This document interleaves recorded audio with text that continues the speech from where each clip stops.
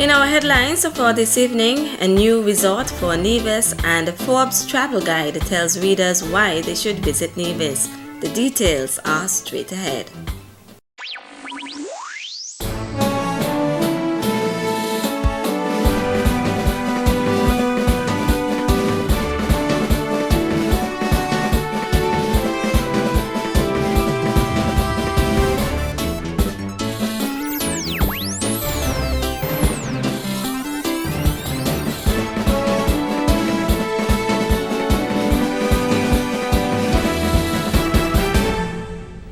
Good evening and welcome to the Nevis Newscast. Today is Friday, January 9th, 2015. I'm Donis Wilkinson Keynes.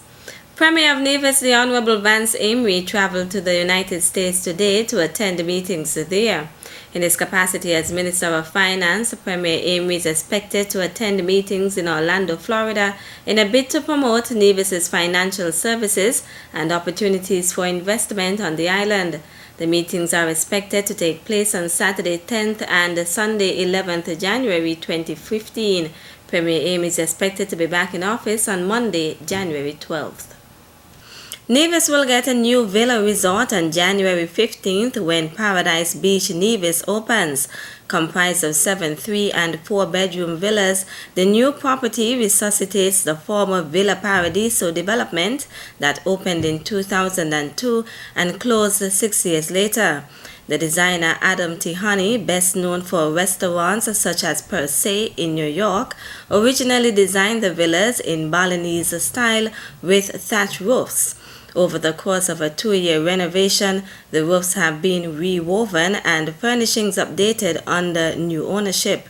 The beachfront property combines the privacy of villa residency with the service features of a resort, including a private beach bar, villa, butlers, and a concierge. The villas are located on Paradise Beach, about a 10-minute walk from the Four Seasons Resort Nevis, which operates several restaurants and a full-service spa. Discounted from January 15th to 30th, villas will start at $1,000 nightly with a 3-night minimum. Regular rates go into effect on February 1st with villas from $2,700 nightly. It offers a low-key tropical escape with a small-town feel and stands as one of the last remaining old Caribbean islands, is how Forbes Travel Guide is describing Nevis in its January 7th, 2015 edition. Forbes Travel Guide editors recently visited Nevis to scope out the best things to do on the quiet, alluring island. Magazine contributor Jennifer Kester notes that the island's defining feature is Nevis Peak, a dormant volcano shrouded by clouds that sits in the center of the island. At its base, the mid-tropical hills, you'll find Montpelier Plantation Inn, a 1747 sugar plantation that converted into a boutique hotel. The family-owned hotel's best asset may be its personable staff, namely matriarch Muffin Hoffman, who makes a point of welcoming guests before dinner every night, remembering all guests' names and histories, and occasionally leading them on a challenging bike ride on the hilly island. As a place to stay, Kester says the Four Seasons Resort Nevis is an ideal option for families. Parents will find the complimentary laundry rooms in each cottage to be a lifesaver, while children won't want to leave the ball pit in the supervised Kids for All Seasons clubhouse. Plus, those ages 5 and younger can dine gratis at the resort's restaurants. On her list of things to do in Nevis, Kester tells visitors they can cover the island during an hour-long driving tour from sites in Charlestown, including the Bath Hotel, the first Caribbean hotel, the birthplace of U.S. founding father Alexander Hamilton, and the Bath Spring, a natural 108-degree therapeutic hot spring.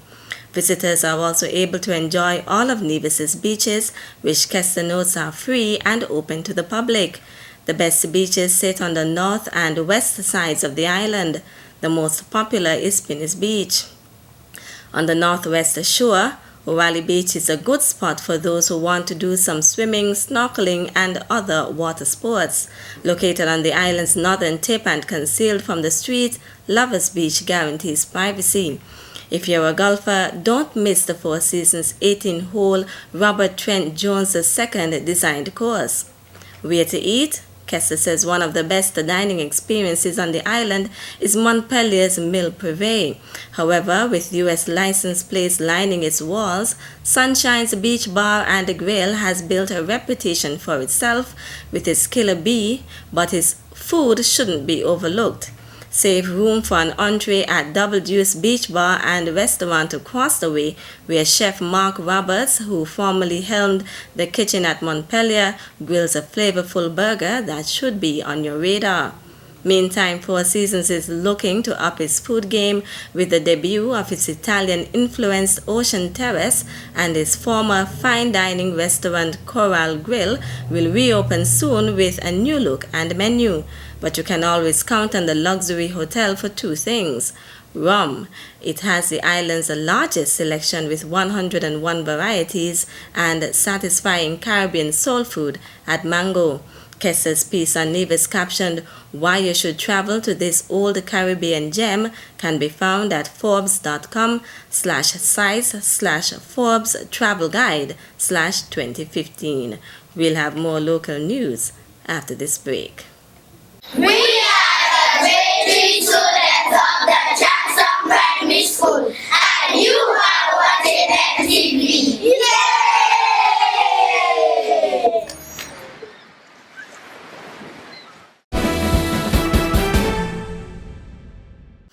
Welcome back. St. Kitts continues to break new ground in its efforts to reduce its carbon footprint, reduce fossil fuel consumption, and expand its usage of renewable energy with the opening of the first half of a 1-megawatt solar farm yesterday, Thursday, January 8th.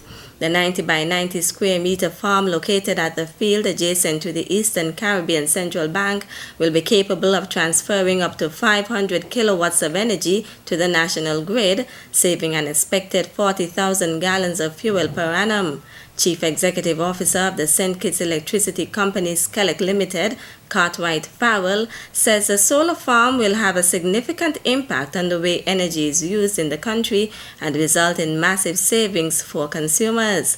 The solar farm, which at the end of the project will be owned and operated by Skelec, is being overseen and constructed by energy technology company Speedtech as part of a cooperation between the Embassy of the Republic of China Taiwan, Skelec, and the Ministry of Energy and Public Utilities. The Republic of China Taiwan resident ambassador to the Federation of St. Kitts and Nevis, His Excellency Miguel Sau, says that his country is proud to be part of the Federation's goal in going green and will continue to lend its support. Go Green is a policy of the government of St. Kitts and Nevis in promoting renewable energy. As a close partner of this country, Taiwan will spare no effort to work closely with the government and people of St. Kitts and Nevis to fulfill this goal, Sau says. The solar panels have a life expectancy of 20 to 25 years and will soon be followed by a second farm built in the countryside, which will total a 1-megawatt input into the national grid. The St. Kitts and Nevis Fire and Rescue Services drill display brought crowds to the D.R. Walwyn Plaza today for the annual friendly competition among the officers. Felicia Liebert tells us more. A drill display took place earlier today between the St. Kitts and Nevis Fire and Rescue Services officers in the streets of Charlestown as part of their 15th anniversary celebrations, which is being held under the theme Moving Forward Professionally with Vision and Togetherness to Provide a Safer Community. Lester Blackett, director of the Nevis Disaster Management Department, gave a quick observation of the drill exercise. In terms of the done of the gear, you had some persons who did it in a very fast time, which means that they had a lot of practice. Others were tending to fumble with the straps and so on, and even putting on of the helmet. So there's obviously a need to do some more training. I know they have some volunteer firemen, so maybe those were the ones who were not as efficient as the other firemen. Climbing the ladder at times got a little scary when the ladder was tilted to the side. So that's something that has to be worked on in terms of coordination between the four persons who are stabilizing the ladder. And some had more difficulty than others in reaching the top and trying to go over on the other side. Then we had the dragging, which was generally well done. We didn't see any points to be taken off there. But in the lifting, some persons weren't lifted properly in terms of the center of the body being above the weight. One fireman didn't clasp his hand together, which gives you stability of the person above.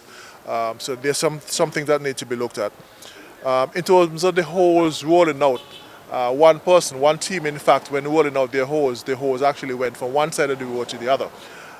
So obviously some time was taken in order to straighten that out. Fire Officer Kenneth Dorr, who has been serving as a firefighter for over 15 years, gave us his impressions of the exercise. He also thanked persons for coming out and showing their support. We thank the general public to came out to support us in what we do, and the schools that came out.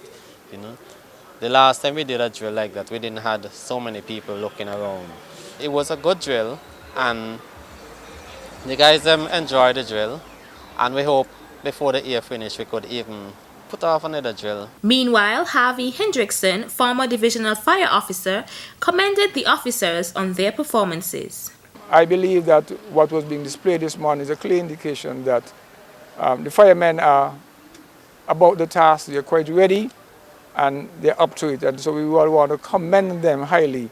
And my hope also is that they will continue in this fashion and become more versatile, in a manner of speaking, in relation to the whole exercise. The 15th anniversary celebrations will culminate with a fun day at Sun Crab Hole in Newcastle Village this coming Sunday, the 11th of January. The entire family is invited to attend. I am Felicia Library reporting for the Nevis Newscast. Thanks, Felicia.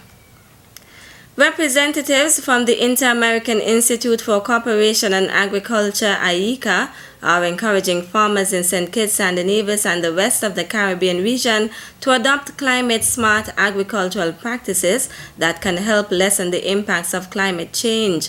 IICA Management Coordinator for the Caribbean, Ina Harvey, says the entire region has experienced the impact of climate change with devastating consequences on food production and food security. Climate change has resulted in flooding, landslides, the loss of soil nutrients, and it has a dramatic effect on agriculture, which has a ripple effect on food security and the livelihoods of small farmers, Harvey says. To lessen the impact, conservation and the proper utilization of resources is key, explains Steve Maxime, IICA consultant on climate smart agriculture. Climate smart agriculture employs an ecological approach. Everyone has to survive in this changing environment, so we need to know how to adapt, he says, adding that in many cases it means reverting to tried and tested farming practices. Maxime says climate-smart agriculture entails good agricultural practices applied to climate change impacts, so IICA is making recommendations such as water conservation methods and maintaining soil fertility. The results of a recent farming assessment reveals that one main area of concern is water management. Rainfall has become more unpredictable and is associated with more intense events, Maxime says, adding that historic rainfall figures may appear to be similar, but recently there has been rainfall in only 3 or 4 events. In addition, there are now longer dry spells tantamount to droughts, so farmers must find comprehensive and appropriate ways to irrigate, harvest, conserve, store, and distribute that water. IICA works directly with farmers seeking assistance and information on farming practices. The Institute also works in collaboration with a wide range of regional and international agencies. That's it for this evening's edition of the Nevis Newscast. Thank you for viewing. Good night.